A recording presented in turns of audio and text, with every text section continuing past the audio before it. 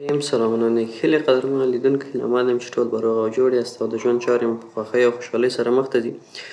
درنو لیدونکو په تېرو لیکچرونو کې موږ او تاسو د فلټر په موضوعاتو باندې بحث کوو. په ننني لیکچر کې غواړم د سمارت آبجکت په هکله له تاسو سره بحث وکړم. نو د هغه لپاره زه راځم یو څو تصاویر انتخابومه چې شو کړای څنګه سمارت آبجکت په کومه برخه کې له موږ او تاسو سره مرسته کوي او چیرته کولی شو ورځنې استفاده وکړو. نو د هغه لپاره یو څو تصاویر زه اخلم. مثلا یو دغه تصویر واخلم، یو دا د کنټرول په واسطه کلیک یې نیسو، څو تصاویر مثلا یو دغه بیرته لرې کوم، یو دغه تصویر اخلم، یو دغه تصویر همدغه به کافي.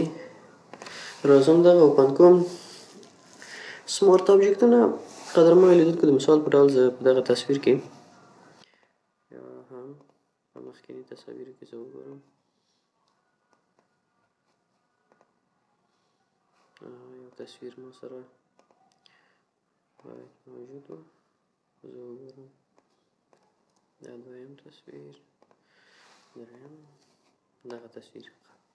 راځو قدرمنو لیدونکو څنګه کولی شو د خپلو دغه تصاویرو څخه په استفادې دغه نور تصاویر پکې ځای په ځای کړو. دغه هم به زه حذف کړم. مثلا دغه تصویر کې قدرمنو لیدونکو دغه تصویر غواړو په هغه تصویر کې ځای په ځای کړو. د موف په واسطه راځو دا ډرګ کوو او دلته یې راوړو او دغلته یې خوشي کوو او د کنټرول ټي په واسطه دا کوچنی کولی شو. مثلا زه راځم دغه اندازه او دغه سایز کې دغه کوچنی کوم او دا ځای په ځای کوم. مثلا دلته مې ځای په ځای کې راځم، په بل تصویر کې دغه تصویر ډرګ کوم او راوړم یې دلته او دغلته یې ځای په ځای کوم. دا هم د کنټرول ټي په واسطه کوچنی کوم،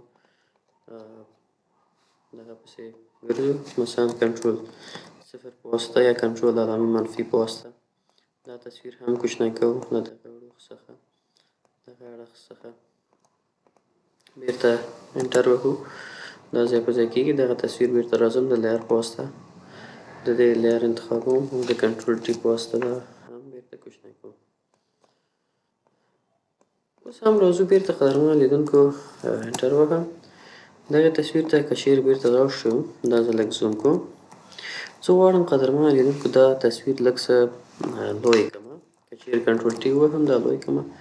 تاسو وګورئ که چیرې زه دا لوی کړم د دې تصویر کیفیت خراب شو. وینئ مخکې چې کوم کیفیت یې درلوده یا کوم حالت یې درلوده د کوچنی کولو او لوی کولو په واسطه زموږ او ستاسو دغه تصویر خپل کیفیت له لاسه ورکړ او کیفیت یې کم شو. که چیرې زه یو کنټرول ټي واخلم اصلي کیفیت به یې وګورئ تاسو. مثلا زه که چیرې دلته وګورم، مثلا تاسو دغه تصویر کیفیت ته وګورئ او دلته ما وروسته د ده چې دا کوچنی او لوی کړم تاسو کیفیت ته اوس وګورئ او دلته یې وګورئ تقریبا کیفیت کې بدلون راغی. سمارت آبجکتونه قدرمنو لیدونکو له موږ سره څه مرسته کوي؟ یو موضوع سمارت آبجکت خپله د فلټر کې هم موجود درلوده، کنورټ فور سمارت فلټرز. د دې لارې او د ایډیټ له لارې هم موږ او تاسو کولی شو چې دغه سمارت آبجکت په خپل تصاویرو کې استفاده وکړو ورنه او خپل تصاویرو کې سمارت آبجکت څخه ګټه واخلو.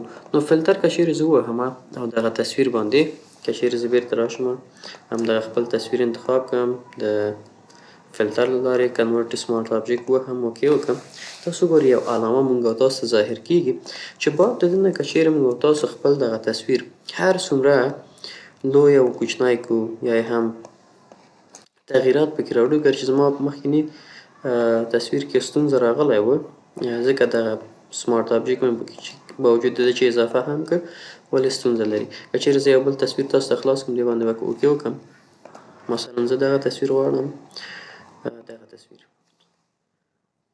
تاسو وګورئ دلته دغه زموږ او ستاسو دغه اوسنی تصویر که چیرې ورته پام وکړو، زه راځم د کنټرول ټي په واسطه دا تاسو ته ښکاره کړم. که چیرې زه دا زوم کړم تاسو وګورئ کیفیت یې جډ غوندې ښکاري، بیخي کیفیت له لاسه ورکړ. ولې زه راځم دغه نوی تصویر چې دغه عبارت له دغې څخه دا ډرګ کوم او خپل دغې پروژې ته راوړم، دغلته یې راوړم اضافه کوم. د دې نه مخکې چې به دې کې ایډیټ رامنځته کړو دا سمارت فلټر ته یا سمارت آبجکت ته اړوو اوکې پې وهو سمارت آبجکت ته وګورئ واوښته. اوس چې زه هر څومره دغه تصویر کوچنی کړم یا یې لوی کړم څه فرق پکې نه راځي. د فوتوشاپ دغه کوم دغه چې ده سافټویر خپله په اتومات ډول انټر ووهو. خپله په اتومات ډول تاسو وګورئ هېڅ کوم تغییر او تبدیل پکې نه رامنځته کېږي. ولې که چیرې موږ ستاسو خپل پخوانی تصویر ته وګورو ستونزه پکې رامنځته شوې. نو بناً که چیرې تاسو غواړئ ستاسو تصاویر خپل کیفیت له لاسه ورنه کړي نو د سمارت آبجکت څخه په استفادې تاسو کولی شئ چې دغه آپشن ته لاسرسی پیدا کړئ. اوس که چیرې تاسو وګورئ زه دا لوی کړم زوم یې هم کړم بیا هم تاسو وګورئ هر څومره چې زوم کړم هېڅ پکې توپیر نه راځي. حتی که داسې هم لوی کړم هماغه کیفیت چې درلوده په هماغه کیفیت سره دا هم ښکاري. نو درنو لیدونکو یو خو ګټه د دې دا ده او عموماً په راتلونکي کې که چیرې موږ او تاسو السټریټور درس له خیره سره شروع کړو او السټریټر مو وپېژنده بعد د هغه نه د سمارت آبجکتونو په ګټه باندې هم پوهېږي. بیا ګټه یې دا ده چې کله چې تاسو سمارت آبجکتونه مثلا دغه تصویر تاسو سره دلته هم قرار لري او وړئ تاسو دلته هم څه کوئ د مثال په ډول ځای په ځای کوئ یو بل تصویر کې هم ځای په ځای کوئ. دغه سمارت آبجکت موږ سره داسې مرسته کوي که چیرې دلته موږ او تاسو دغې کوم تغییرات رامنځته کړو رنګ یې یا لیر کې یا کوم بل شي کې نو په دې کاپي کې هم دغسې د سمارت آبجکت څخه په استفادې دغه کې هم دغسې تغییرات راځي. خو که چیرې بیا په دې دویم کاپي کې موږ او تاسو تغییرات راوړو په لومړي کاپي کې بیا تغییرات نه راځي. نو د سمارت آبجکتونو یو د مهمو ګټو څخه هم دا ده.